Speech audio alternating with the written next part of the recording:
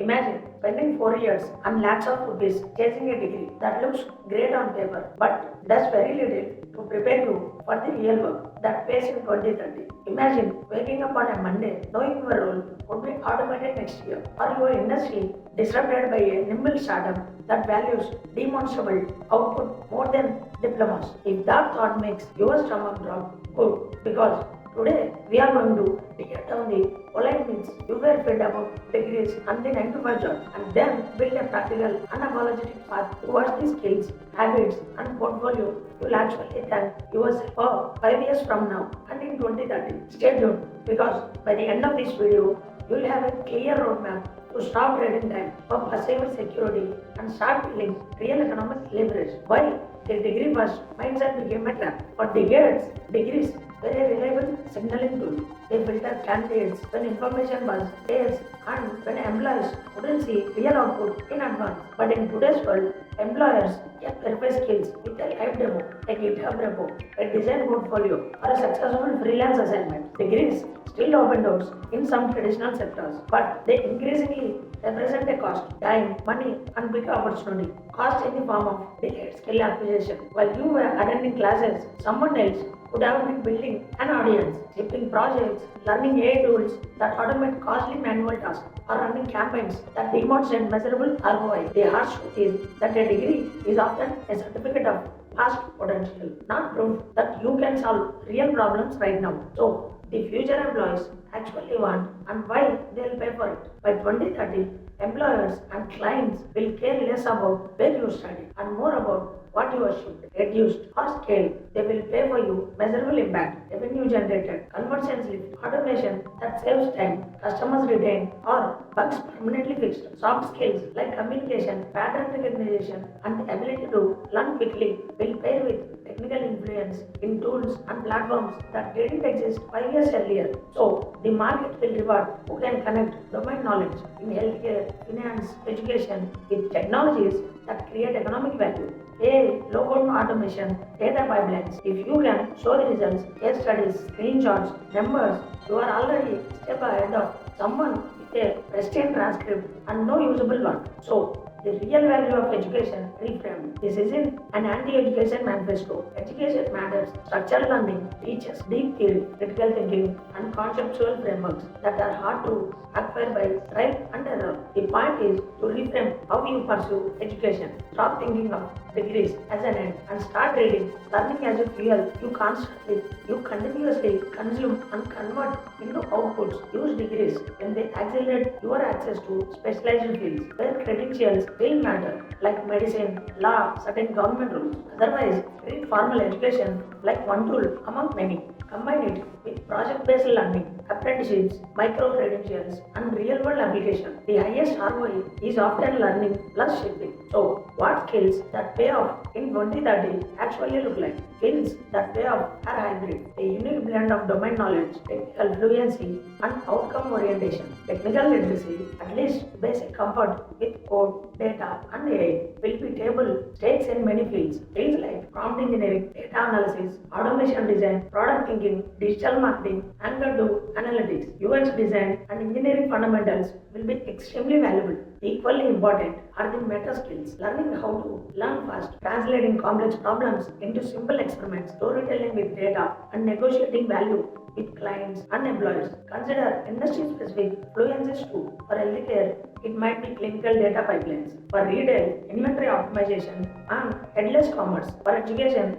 instructional design plus learning analytics. The market will pay the most for people who can combine two or more of these skills, cluster and demonstrate measurable outcomes. So, how to pick these skills? A practical, no-nonsense roadmap. First, pick a focus area that aligns with your interest and has commercial demand, not just what's trendy, narrowing early bids, being omnivorous and shallow. Next, adopt a project-first learning approach. For only 20 hours of theory, pick one concrete project that demonstrates the theory in action. Projects become proof. A small app, a marketing funnel that converts, a data dashboard that predicts customer churn, a system that automates a repetitive business process. Make your learning visible. Publish write-ups, walkthrough videos, or short case Show the before and after metrics. Third, use modern credentials effectively. Short courses, micro certificates, or boot camps that require projects are often more valuable than a passive semester of lectures. Fourth, find real world constraints. Volunteer to help a local business for free in exchange for permission to use results in your portfolio or contribute to open source projects. And fifth, repeat and iterate. Your early projects will be imperfect. The goal is improvement, not perfection. Money, time, and risk. How to transition without burning bridges.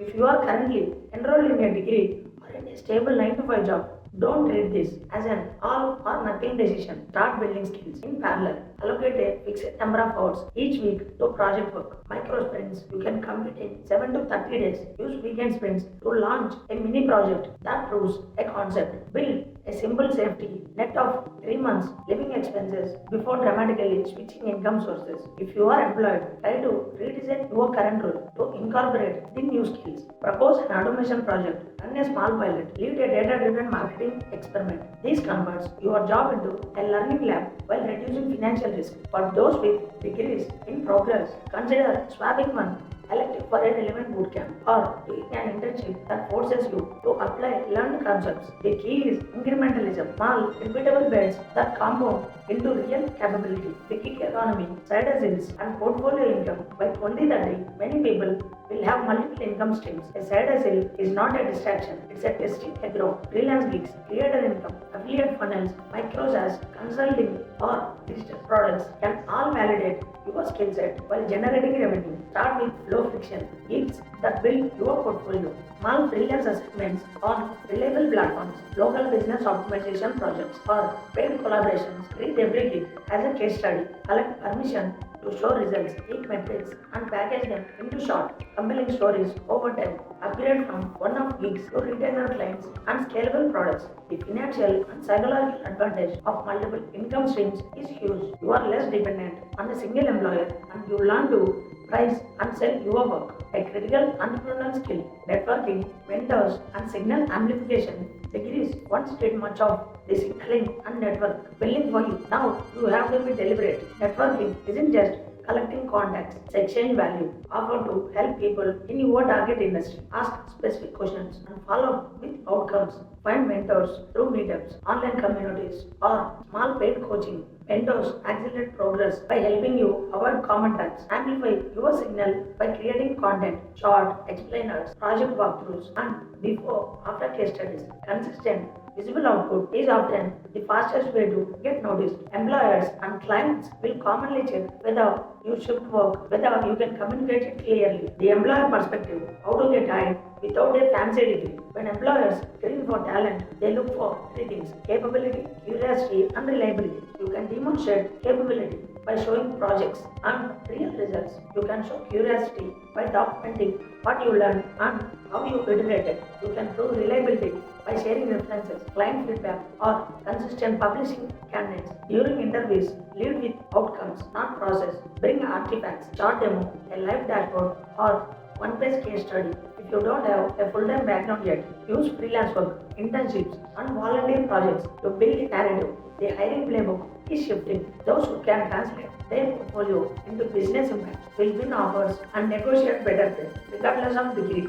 Remote work, automation, and what jobs will survive. Automation will displace many repetitive tasks, but it will also create new high-value opportunities. Roles that are heavily procedural are at risk, while roles requiring judgment, complex stakeholder management, or creativity paired with domain knowledge will be more resilient. The most future positions are those where humans do what missions struggle with: setting strategy, managing people, interpreting ambitious signals, and building trusted relationships. Learn to work with automation rather than against it. Learn to build, evaluate, and wrap AI tools into workflows that amplify your productivity. If you can design processes that previously required 10 people and now take one person and an automation pipeline, you will be irreplaceable. So, from scarcity to portfolio thinking, a degree first mindset treats credentials like insurance. Portfolio thinking treats your work as a set of assets. You can iterate it, publish, and monetize. Shift from scarcity, I must get a single job, to optionality.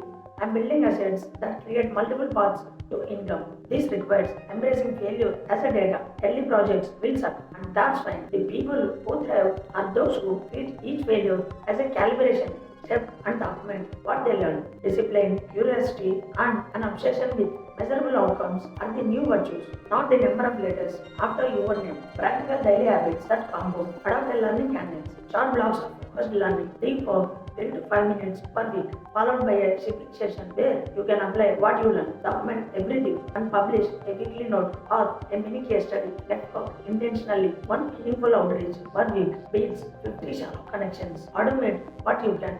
Templates, scripts, and shallow tools that turn repetitive work into reusable assets. Price and value test your skills with small paid experiments. Reinvest early earnings into paid courses, mentorship, or tools that multiply your productivity. Over time, these small habits compound into a markable portfolio and real wage growth. So, what about stability? Stability built on a single employer is fragile. The most stable route is to build multiple income channels and set demand skills that transfer across industries. But my family experts a degree. Use degrees strategically, get the credential if it opens specific regulated doors, and at the same time build a portfolio so you can offer tangible proof of your progress. What if I don't know where to start? Simple, start small. Pick one project you can finish in 30 days that demonstrates the skill you want to be high for. Publish it, repeat. A 12-month action plan, short and focused. Month 1 and 2, choose a focus. Learn fundamentals only as needed to ship a first project. And the next 3rd month to 6th month, ship meaningful projects that prove different aspects of your skill set. Document outcomes and publish them. And month 7 to 9, start monetizing small freelance gigs or paid product. Gather testimonials. And the month 10 to 12, scale. Move from one-off gigs to retainers, negotiate better job offers using your portfolio, or build a micro SaaS creator funnel. This timeline is aggressive by design, accelerate or slow down depending on your risk tolerance and obligations. But the point is to build momentum. So the hard truth and the sweet opportunity. There is a blunt takeaway. Degrees and 9 to 5 jobs can be safe until they are not. The scrutiny they promised is eroding because employers can now validate work quickly and because automation creates predictable tasks. But insecurity is a tremendous opportunity if you prepare by focusing on practical, hybrid skills and shaping visible work. You trade the abstract prompts of a credential for the concrete proof of value. That concrete proof creates better jobs, higher pay, and more control over your career. You don't have to burn your degree or quit your job tomorrow. You only need to start building assets today that will compound into